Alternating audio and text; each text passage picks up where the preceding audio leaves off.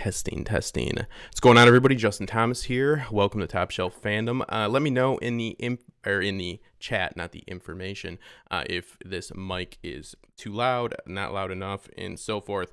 And I'm not happy. I'm not happy, people. It's not because Bjorn is dead. I'm not happy that he's dead. We'll get into what I think, at least, we should interpret from these sequence of scenes and so forth. I'm just going to say right off the bat, well, thank everybody that's here. I didn't know if I was going to do this or not. But way to have the ball just fucking teed up for you. Just teed up. This could have been so impactful. This was set. I love the way they were setting this battle up. I was in withdrawals for Vikings action, because this has been, without a doubt, I'm not going to even check the number, not because I don't do research, but I am that confident, I'll check after, that this has been, without a doubt, the least amount of battle time on screen out of any season. And yeah, for Vikings, I need battle. And this was so lackluster, and this battle fell so flat. And they had it set up just, I love how they were going to approach this and the story around this battle and how it ended with the sad death of Bjorn. Just, again, it could have been a fucking touchdown, but they just dropped the ball. The battle was set up how Black Sails used to do a lot of their battles. And if I ever get a television show, I will do every single one of my battles in this way, because it's a really smart way to tell a story during your battle, and that's really hard to do on television, the visual medium, and to make people aware of the stakes and what's happening strategically and tactically and stuff like that. To have like this whole commanders at the battle map and going through and talking about what they're doing when they're doing it, and then crash into the action. But we'll get into all those nuances. But let's see, how is the mic, everybody? I'm gonna check it really quick. Sorry.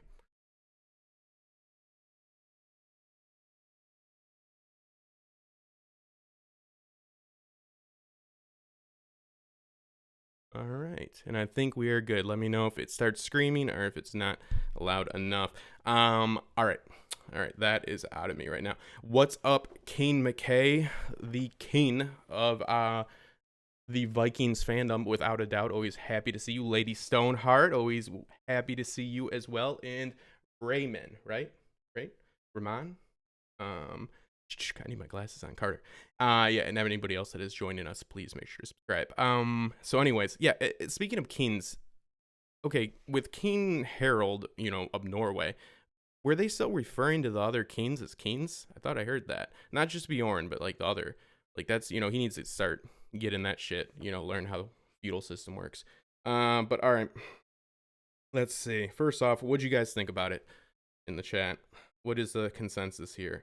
What's going on, Lisa?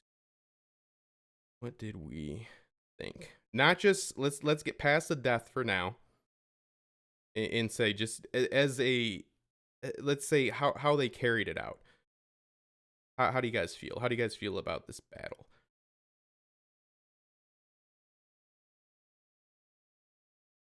Because I didn't feel too good about it. Bjorn dying makes sense. I've talked about it extensively in the previous video I put out earlier. Less of an actual battle, and and they really, okay, Vikings, I gotta look at who directed this, because the battle in Vikings used to be chopped, meaning edited so well. It used to have sound design that was amazing. Think about Ragnar attacking the Mercians on that hill. The way in which the bass just they hit you with the arm, and then he fucking sucks in his stomach when that spear goes by him, and everything slows down like a pure drop in just serotonin. Everything drops, blood pressure. He starts zoning out. He goes almost fucking black, and then he zooms back into the battle, and they do the music, the editing, everything on that battle. They used to embrace the physicality, and you really would feel like you're in a shield wall. I always bragged about how Vikings did battle so much better than Last Kingdom, and Last Kingdom depicted more accurate. They gave a better depiction of the Norse people, I think, overall. But and that's weird, because actually Bernard Cornwall is without a doubt the best, I would say, author for battle in the actual novels that is based off of. But yeah, this is a really good example of a really great setup and everything is in place for you to knock it out of the park, and they dropped the ball. They just said people are gonna think this is epic because epic things happened in the end, but they didn't happen in an epic fashion. This was a story that had all these great beats in it, all these great story beats that should have just popped, and all of them fell flat. Everything from the way in which this was cut, meaning edited, they went and did that great, like I said, like commander sequence where you have them at the battle map and then you go into the battle. The problem was that you should do that in a way where they're talking about what they're doing, like really great stuff, because it was better like than had been done in the past, in all fairness, for say Ivar's his tactical skill. Before it was just like, we should go look at the battleground, and they're like, you're a genius. Now they were like actually talking about pincer moves and stuff like that, blah blah blah. So they're getting into it. It gives you an opportunity to do that, but it gives you an opportunity to say what's about to happen and then crash into it, so you can have like that that epicness to the battle, the thrill of it. But they would have the sequence in which you have the commander speaking, Oleg and Ivar talking, and then they'll go in, and instead of crashing into the battle, they chop right into like then another static sequence of them on the battlefield about to engage or not engaging at all, or just talking. Like, that's not how you do that. Like, that's a total waste of that. I just didn't feel it. Like, I used to literally feel like the blood pump when you have a Vikings battle scene. It's what I loved the series for. One of the aspects of it that I really, really loved and always spoke highly of. And I just couldn't believe that they had so many big things happen and they had them happen in such small ways. And I think that this is really going to hurt them, because people are not going to be happy Bjorn died. I, story-wise, don't think that's a problem. I mean, it's sad. I mean, we've known him for a long time as a character. It is a fictional story, I know, but it's, there's studies that show there's a great chemical, they've studied people's serotonin and dopamine that binge series and watch series, and when like characters die or it ends, and it's like akin to like losing a loved one for some people. So like, yeah, we're emotionally affected by this. It's sad that he's dead, but I think story-wise, I talked about it before, it's fine. But people are not gonna maybe give them that much leeway on that as I would, per se, because they're not gonna be willing to step back and look at the story like that, and I don't blame them, because you didn't execute it properly at all.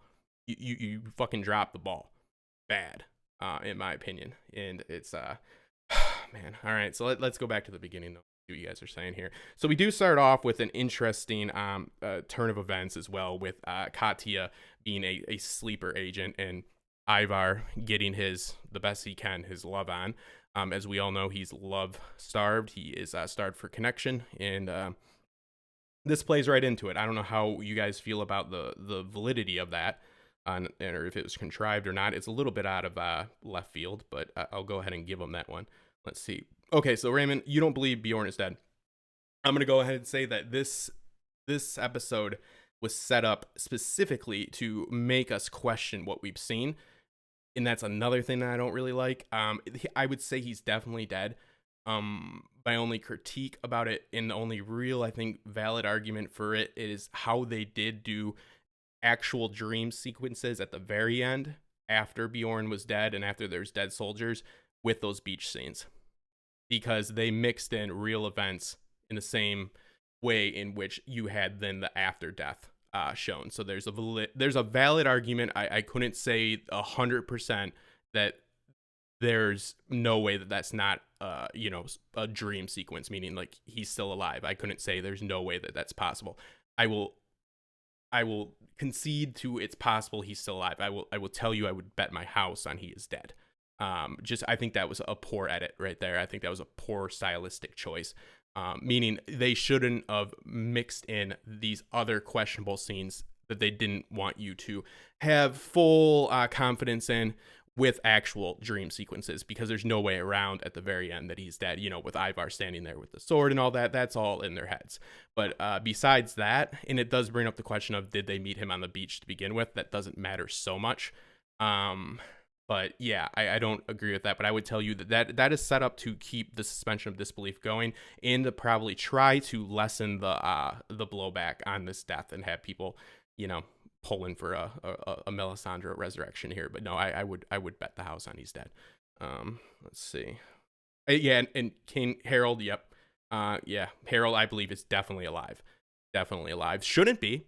Questionable, to say the least, behavior. I'm not too thrilled with the way they went about that either. I'm not going to try to nitpick that. There's so much about this I really don't like that I hate to nitpick, but I do have to say that the whole Viking culture in this time, in this series, actually has had quite a bit of, sexual abuse and rape on it. And want to know what? It's always been kind of handled the way it should be handled. It was something that sadly happened, and it was something that you would probably, have happening in these instances, unfortunately. So it's like treated as they've treated it in the past. I think the decision to have Ingrid turn around and verbally submit at the last moment was like a cop out by the network or the series to be like, okay, it's technically not rape. And I find that to be in poor taste, because I don't think that was a story decision. I think that was a series and network decision, if that makes any sense. If you're going to depict rape, in which the series has done, depict it for the brutal and just disgusting thing that it is. Don't try to like okay it with some like loophole or anything like that. I mean, I'm not gonna like throw a fit about it, but I could see how people could be upset about that. I think it was, but anyways, let's see. And a woman that realized how weak-minded all of these dudes are in this show could run roughshod through Kattegat and all of Norway, because they all could just be cucks in like a minute. I don't know how that's not happening. So let's see. Son of Light. I believe Bjorn is dead because Alex Ludwig said the main characters, plural, would die in 6A. Lagertha was the only other main character that died the half season. Yeah, I'm going with he's dead. It just, really, Bjorn, it's a hard character to maneuver around for the last half of this, and for the final half of this series as a whole. And, he has had a full journey. It's just every single time that these events, and it's so sad that it has happened with his death, the Mediterranean and Byzantium, that fell flat, meaning his conquest was flat. So every time he did something away from his parents, he layers Ragnar, he layers Lagertha. He is like a surrogate for these characters in a way that like B characters will layer A characters in other series, but I wouldn't call him a B character. The problem is when he goes off and does his own thing, that should be his big moment in Mediterranean, but it didn't seem like that, did it? Because it fell flat. Now, I think that budgetary issues have a lot to do with that, and I won't get too much into it here, but yeah, it's because, it didn't feel like Paris. It didn't feel like even like Mercia or Wessex, right? It just didn't feel like that. It didn't have that epic feel to it, so we don't feel a sense of resolution. But yeah, it was I think there was not a lot of places to go with Bjorn after this, unfortunately. So let's see. So then we've got Vitchek just going along with, Ivar, of course. I would like to see more. I mean, really, guys, we're looking at an episode in which I never thought I'd hear myself say no Iceland, but what, no Iceland after last episode? I thought that, you could have maybe saved this with some, a little bit of Floki popping his head out, but yeah, no Iceland, it's bad when I'm saying that, but you've got the setup for this battle, which really had me going. I was like, yes, it's going to be fucking awesome. We have been deprived and just starved from like some action this whole season. Let's get to it. And we're led to believe that Harold is going to dick Bjorn. He couldn't be in a worse situation, that he obviously is somebody that is a liability for Harold. Harold has the control to send troops to his aid. That's good conflict within the battle. That, again, a nice setup and poor execution of this. You wouldn't, I don't want to be the armchair general here, because I wasn't in the military or anything, but I would doubt that you would like allow somebody to get a beachhead, a force this size, especially like in order to like, fuck over like one person.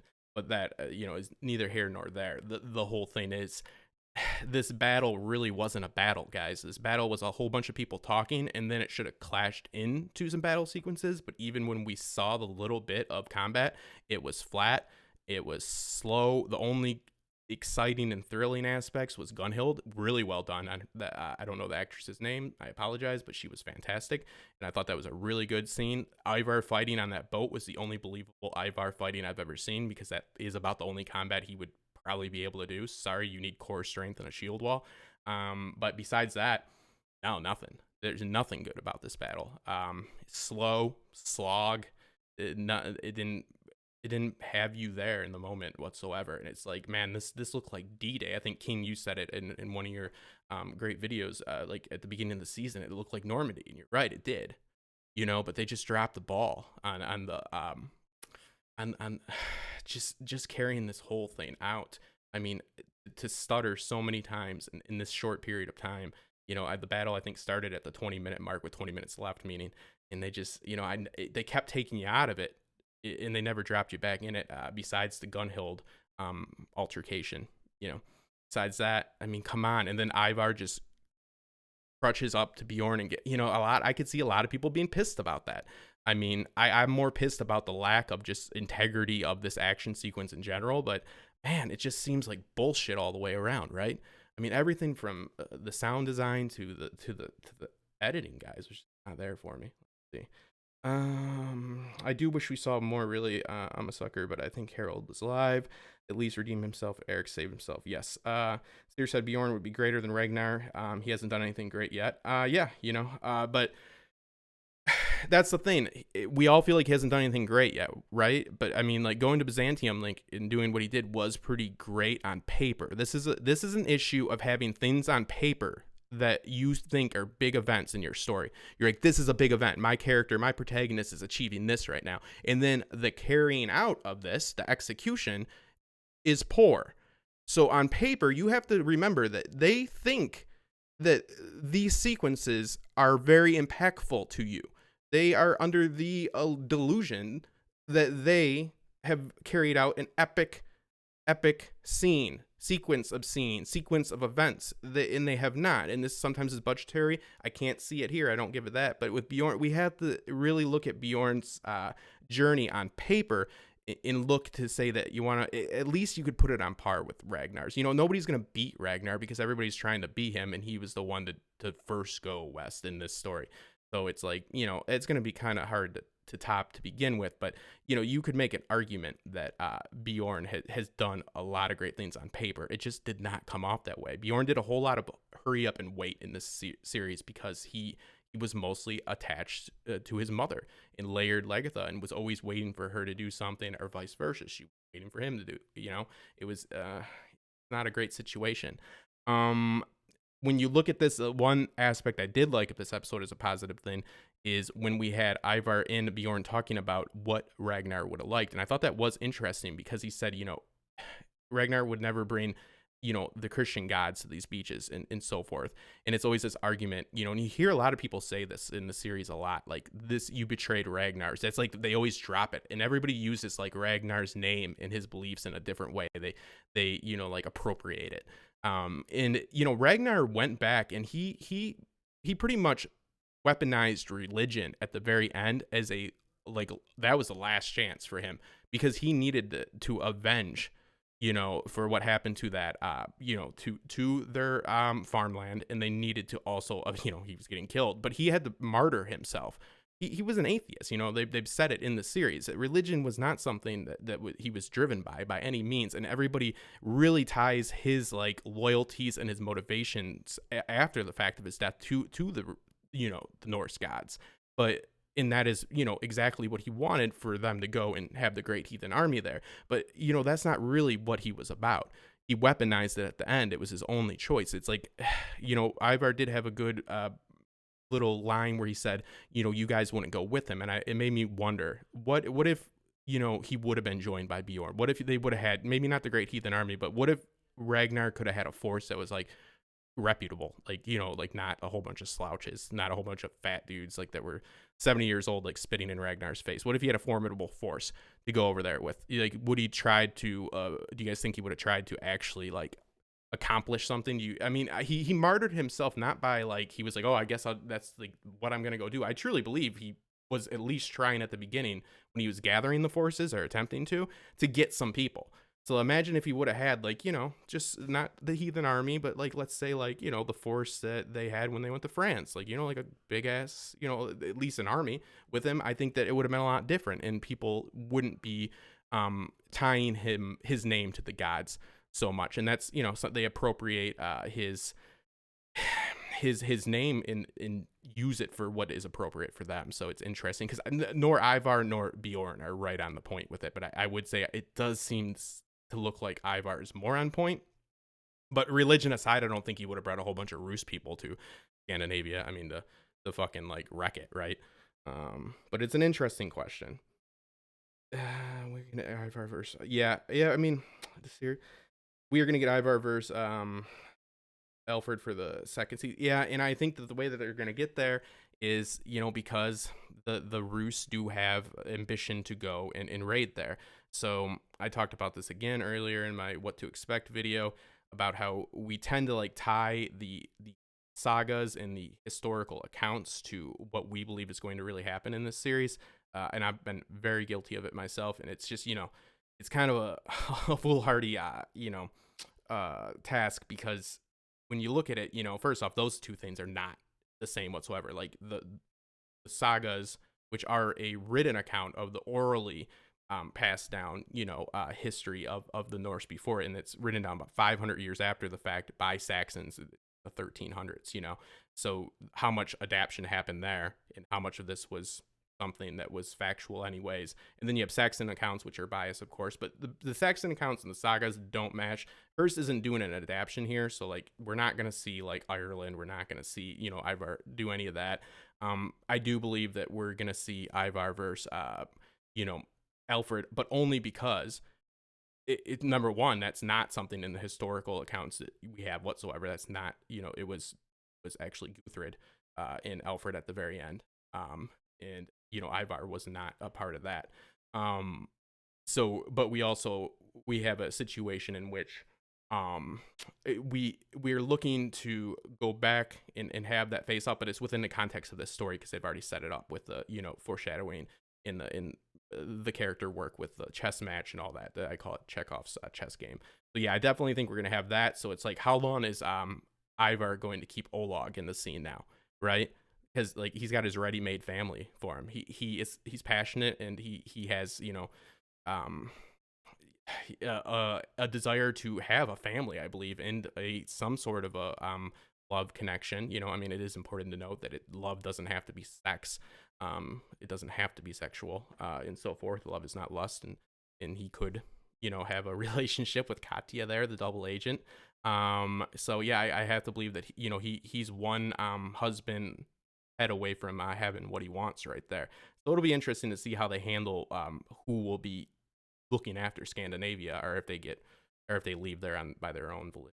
But about that. But I mean, I think that number one, we're gonna have a lot of blowback from Bjorn's death, in the sense of a lot of people aren't probably gonna want to be buying this. They're gonna be of the mind of, well, it didn't feel right, so I'm gonna go ahead and just not believe that happened. When I don't like the way it happened, but I'm here to tell you, at least from my perspective, it's what happened. It just happened so poorly. It's just like the most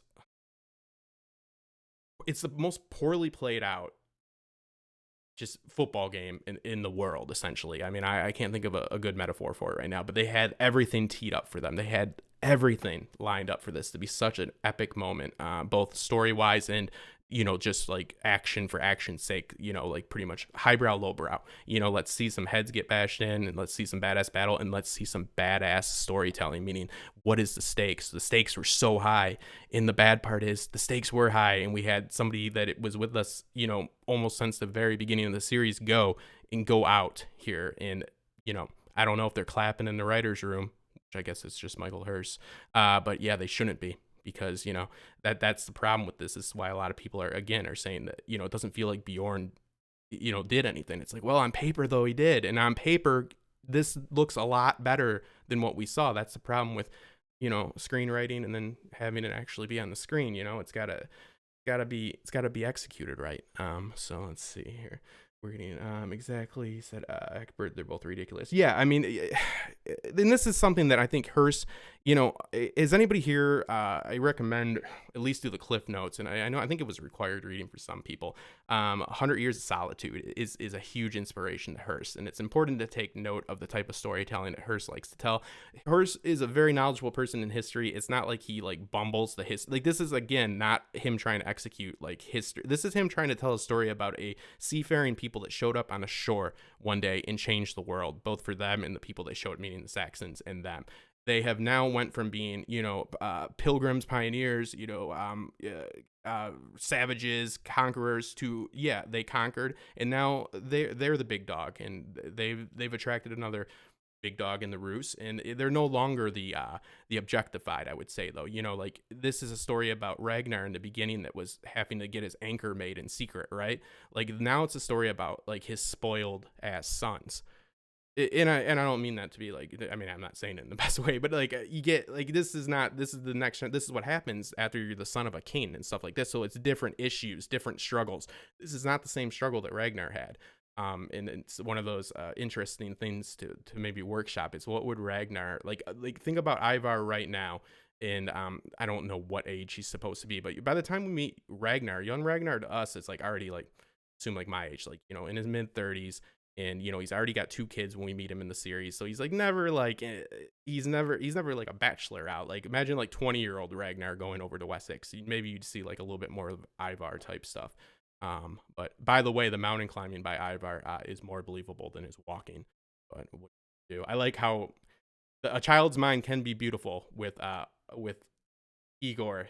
First off, calling Ivar out on it, he's like, "How are you gonna climb that?" He's like, "Well, it's fine, do it." But also with seeing the mountain, and Ivar realizes that if Ivar believes that to be an impenetrable defense, thus his brothers will see that as the same way. So a child sees this in a simplistic way, and looks at that and says, "Well, why can't we do it?" And they do it. So that was kind of cool. But again, the execution of it, whatever, not good, not great. I don't know. I mean, there's not a whole lot to say. Let's see. Yeah, I mean, God, I really didn't want to be this pissed off about this episode. Maybe I'm blowing it out of proportion, but it's not good. It's just not good. Yeah, again, when you look at what happened on paper, and you feel what you feel from what we saw on screen, meaning I feel nothing, that's bad. That's a bad sign for the storytelling right there. That's not job well done. That's not mission accomplished. That's Houston, you got a fucking problem. Like, I don't know who directed this. I don't know who to blame here, but I know that there's nobody to congratulate. And I was just bitching about hyperbolic speech in my earlier video about this, and saying about people saying, "Oh, it's the end of the series," and all this. This is pretty detrimental to me. I mean, I will cover this to the end for sure, but this hurts, guys. Like, this is a series I love, and this is not. I mean, I don't know. It's just nothing about this was right. This whole episode was just fucking garbage. It just, everything about it was just one bad mistake and bad decision. I mean, after another, in my opinion. Very little about this is commendable by any means. Again, it'd be better if they didn't, on paper, have large things happening, because that, I cannot stress that enough, that if you looked at this on paper, if you looked at the story beats here, this would be epic. This is like fucking this peak action right here. This is peak stakes, and not only just peak action. It's not just your action set piece. It's not just some Michael Bay shit. Like, this is peak storytelling and actual arcs coming to an end, story arc, character development happen. So much progresses here on paper, and so little happens on screen, guys. That's about it. I mean, I don't know what else to say. It's bad. It's bad storytelling. It's bad. It's a bad utilization of this visual medium. It was poorly done. And this is a series in which I know for sure at one point they had wonderful people working on it for the as far as the execution of these action scenes. And yeah, it might sound like I'm a meathead saying I needed more action, but the problem is because there was so much story development during this. So much happened story-wise in this battle, which is fantastic, and something, to be honest, which is not you don't usually get. This is rare. So they set it up perfect. They set it up to be an impactful battle. They starved us from it, right? The law of what is it? The law of diminishing returns. in play here. You know, they starve us of those battles, so they get the bigger return out of the big one they give us. They drop the ball on that. The battle has so much on the line, meaning like the chessboard of characters to place your to carry out the final act of your story. You know, everything is in motion here. Everything is moving. This isn't just they're doing it for a rehash of a battle that we had last season for a place that doesn't exist. You know what I mean?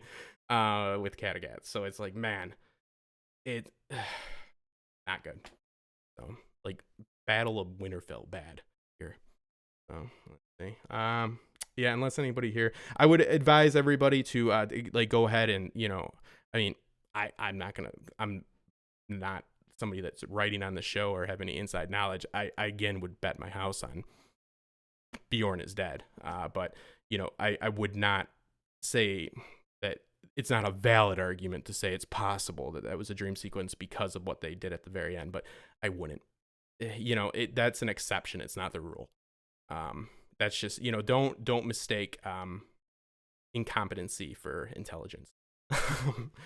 So I don't know. Yeah, wasn't good. Hopefully I'll watch it and like it again, and I'll apologize for this, but was not good. Unless we got anything here in the chat, I'm gonna hang it up here. I appreciate the hell out of everybody that supports me, and make sure to go ahead and check out the Patreon for only $3 a month. That is, you know, could really be helpful for me to do videos more often and at a higher quality, higher quantity and higher quality. I got a few streams coming up. I got the Westworld stream on Monday with Robert from In Deep Geek, Hex Dogma, and W. Axel Foley. I'm really pumped for that one. It started off with just me and Robert, then Hex jumped in, Axel jumped in. It's going to be awesome. It's going to be a great launch for 2020 as far as Westworld goes. I have a wonderful author that I'm going to make an announcement about the interview that we got coming. That'll be probably released. I have to check my calendar. I think I'll have an update on a really exciting project that I got going on as far as a wonderful writer who's going to be coming on the series. I just don't have my notes in front of me, so I don't want to misspeak. But yeah, some exciting stuff happening on paper, and I'm going to hopefully execute it well on screen. That's the important thing to remember, guys. It's always a blockbuster on the page, you know? But you gotta go and do it on the screen. That's why it's called a fucking visual medium. Medium is the message. Just like when I get pissed when I see people, you know, talking about books interchangeably with, you know, television shows, you know, you got to recognize the style of storytelling. They dropped the ball here. This is an instance where you can really tell story through a battle. They even set it up perfect. It's like they did everything right until the end and they fumbled it. So I'm Justin Thomas. I'm usually not this upset and irate, and make sure to subscribe, and thank you guys for all your support.